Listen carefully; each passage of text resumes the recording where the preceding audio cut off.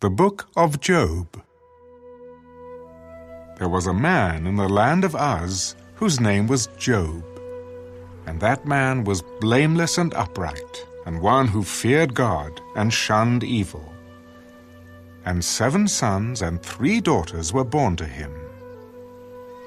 Also, his possessions were 7,000 sheep, 3,000 camels, 500 yoke of oxen, 500 female donkeys, and a very large household, so that this man was the greatest of all the people of the East.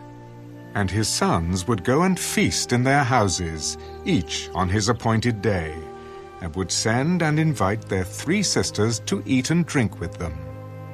So it was, when the days of feasting had run their course, that Job would send and sanctify them. And he would rise early in the morning and offer burnt offerings, according to the number of them all. For Job said, "It may be that my sons have sinned and cursed God in their hearts." Thus Job did regularly. Now, there was a day when the sons of God came to present themselves before the Lord. And Satan also came among them. And the Lord said to Satan, "From where do you come?" "From going to and fro on the earth, and from walking back and forth on it."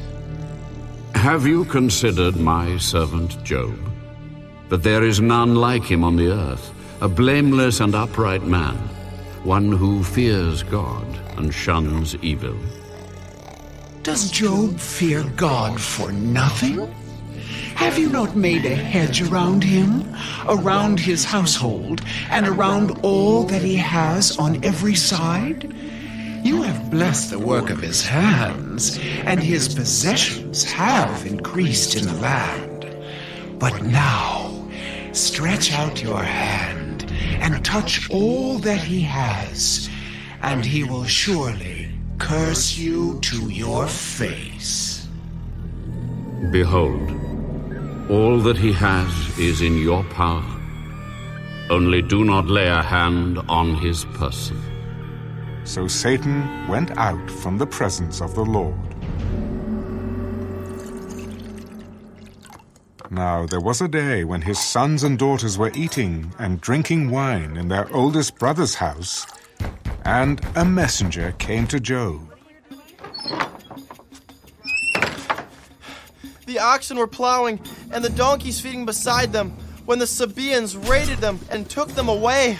Indeed, they have killed the servants with the edge of the sword, and I alone have escaped to tell you. While he was still speaking, another also came and said, "The fire of God fell from heaven and burned up the sheep and the servants and consumed them. And I alone have escaped to tell you." While he was still speaking, another also came. "The Chaldeans formed 3 bands, raided the camels and took them away. Yes, and killed the servants with the edge of the sword. And I alone have escaped to tell you." While he was still speaking, another also came. "Your sons and daughters were eating and drinking wine in their oldest brother's house, and suddenly a great wind came from across the wilderness and struck the 4 corners of the house, and it fell on the young people, and they are dead. And I alone have escaped to tell you." Then Job arose, tore his robe, and shaved his head, and he fell to the ground and worshipped. Naked I came from my mother's womb, and naked shall I return there. The Lord gave, and the Lord has taken away. Blessed be the name of the Lord. In all this, Job did not sin, nor charge God with wrong.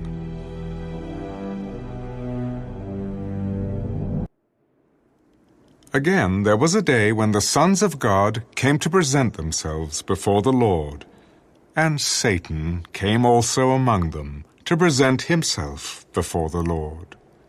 And the Lord said to Satan, "From where do you come?" from going to and fro on the earth, and from walking back and forth on it. Have you considered my servant Job? That there is none like him on the earth, a blameless and upright man, one who fears God and shuns evil, and still he holds fast to his integrity. Although you incited me against him, to destroy him without cause. Skin for skin. Yes, all that a man has he will give for his life. But stretch out your hand now, and touch his bone and his flesh, and he will surely curse you to your face. Behold, he is in your hand, but spare his life. So Satan went out from the presence of the Lord and struck Job with painful boils from the sole of his foot to the crown of his head. And he took for himself a potsherd with which to scrape himself while he sat in the midst of the ashes. Then his wife said to him, "Do you still hold fast to your integrity? Curse God and die." You speak as one of the foolish women speaks. Shall we indeed accept good from God? And shall we not accept adversity? In all this, Job did not sin with his lips. Now, when Job's 3 friends heard of all this adversity that had come upon him, each one came from his own place.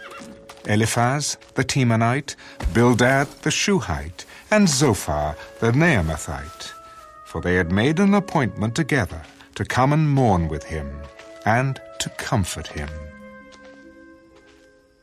And when they raised their eyes from afar, and did not recognize him, they lifted their voices and wept, and each one tore his robe, and sprinkled dust on his head toward heaven. So they sat down with him on the ground 7 days and 7 nights, and no one spoke a word to him, for they saw that his grief was very great.